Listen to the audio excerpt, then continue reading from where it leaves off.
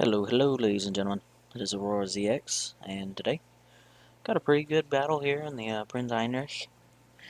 I probably butchered the way that sounded, or how it's supposed to be pronounced, but um, basically, got this out of one of the crates. I've been playing it, kind of having a hard time finding how to play them the best way. Um, but I did finally get a good match that was worthwhile.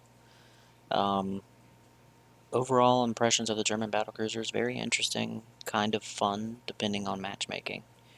The battle can be very tough at times, depending on the matchmaking that you get.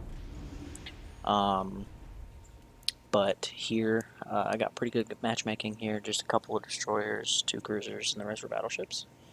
Um, kind of didn't have really hard time taking this flank over here, this Charlie Cap.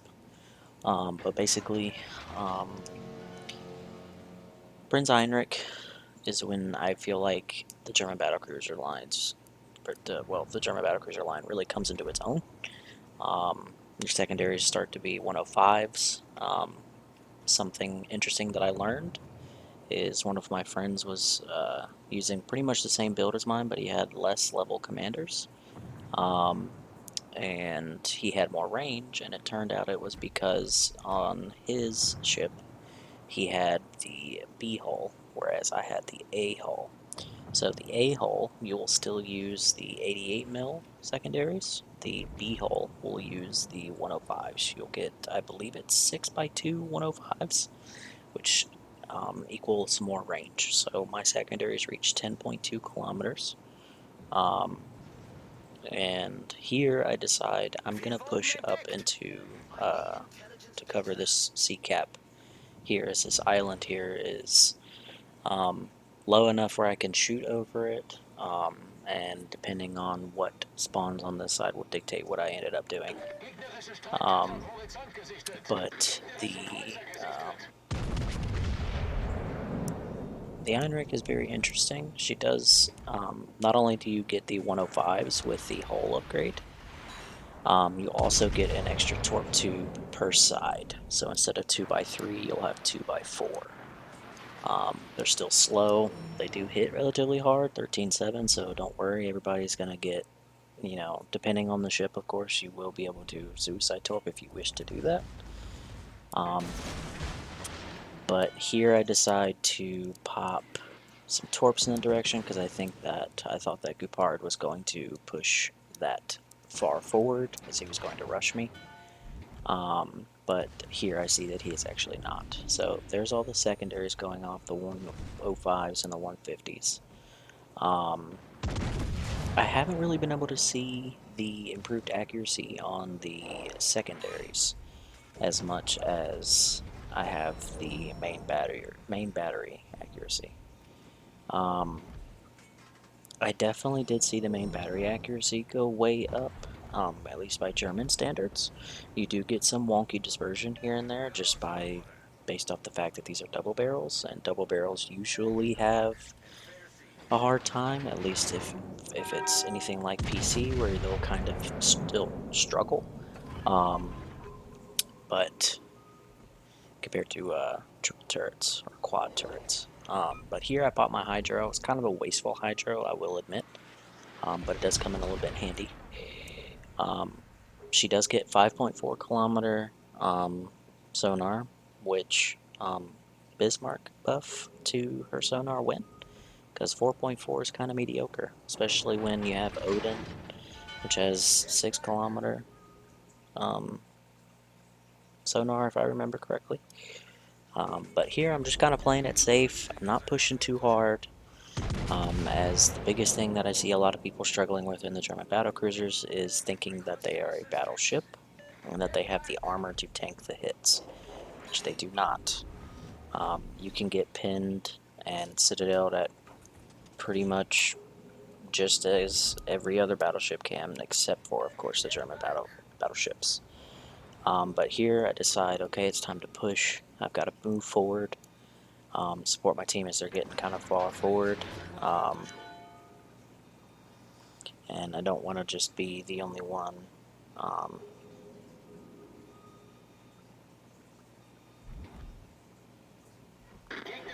And I decided this is where that Hydro came in clutch here, as I was able to spot that Benson.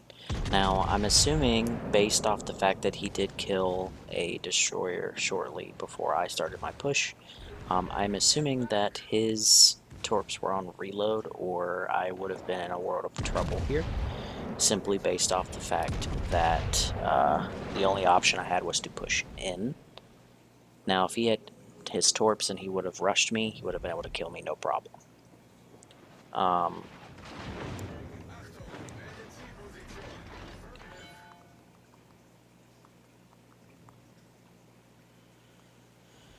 But here he decides that he's not going to push, he's going to evacuate here, which allows me to smack him pretty hard with my main battery.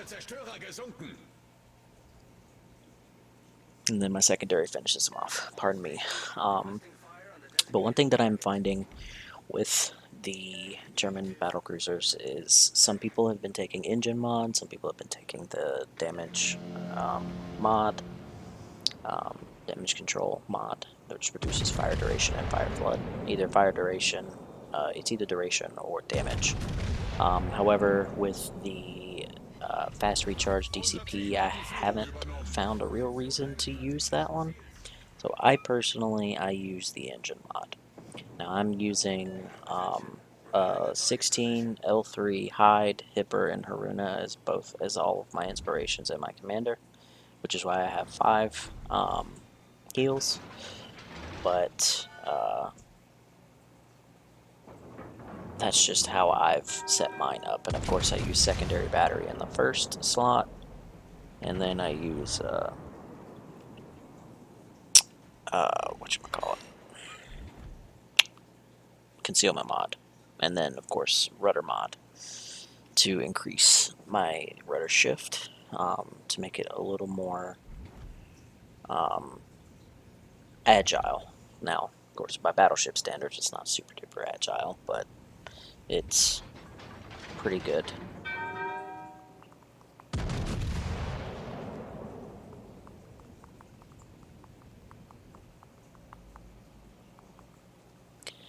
Which makes her handle a little bit better. One thing that I do like about these ships is the D turret is 360. So here I'm still taking some pot shots. Goodness me, sorry. Taking some pot shots at that Bayern. Just kind of boosted my damage up some more. But here I decide, alright, you know, these battleships are over here on this flank. It's time for me to push over here, as my team should be able to handle that Bayern, no problem. Now, this is where things get a little weird. This new mechs and then the Nagato over here both decide to not even acknowledge me. Which, in all honesty, was a poor play on their end, as they could have probably had a higher chance of at least making the game closer than it ended up being, by allowing themselves, by not focusing me. Especially the Nagato. With his 16-inch guns, he could have easily punched my nose, no problem. Now, Numex, I can understand. Now, what you saw me do there was I was checking where that Nagato was going with my torpedoes, which is something that I love to do. I love to see whether they're pushing forward, reversing, or starting to turn, which will allow me to better aim my shots. I am still shaking off rust, so some of my shots are not well aimed, I will admit that. But definitely having the 15 inches at this tier is nice to have instead of having smaller caliber. But the only thing that is kind of a bummer is you do have a 30-second reload, base reload, which is interesting. Which is an interesting decision. But the one good thing about the German battlecruisers is their citadels at least are not raised, and they're pretty much at or below water level. The other thing that I've noticed is because their superstructures are smaller by German standards, they are not as easy to set on fire. Here, I'm not sure if this Nagato has just decided, okay, it's time for me to accept death because I'm getting rushed by a Heinrich, and he's just punishing my teammates whenever he can, but I see that he's starting to look at me, and I want to disable those guns, which is why I aimed up and at the turrets to allow me to be able to disable them. Now, as you saw there, that's what I mean by the armor is not the greatest. It's not terrible either. It could be worse, could be better. But that California got some good shots off, which allowed him to really smack me. There's Nagato as well. That was just chunk damage. So, cool guys don't look at explosions. I usually don't look at ships whenever they're getting ready to die. So here, I'm like, alright, well, let me not push this far out in front of this California. Let me try and recoup some health. And let me, tactically beach myself here. So I pop my sonar so I can see where he's going to see if he's pushing or reversing. Because if he's pushing, that'll give me a better opportunity to get the kill. But if he's reversing, then that means I'm going to have to push him, which puts me at risk of dying. Now here you can kind of see the torpedo angles of the ship. They are not Gunneis now, or Scharnhorst levels of amazing, or even Bismarck levels, or excuse me, Tirpitz. But they're not super duper terrible either.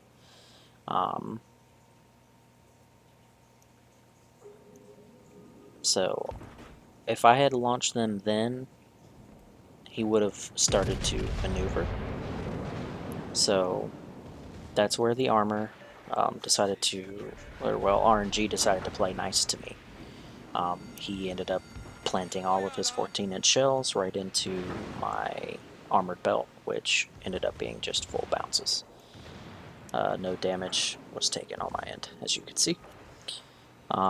Now here, he's turning in, so I'm thinking he's going to ram me, so I gunned it to get away from that. And I want to prevent those guns from being able to hit me as hard as they can, especially with me having to do this turn here, which I got lucky and ended up disabling them, but disabling them after he shot. But this will be the kill shot here with the torpedoes. And boom. So overall, it was a pretty good match. I think you can kind of see how to play the German battlecruisers. You don't want to just rush out, because you'll get focused and end up being crapped on. But hope you all enjoyed the video, and I will catch you all in the next one. See you later.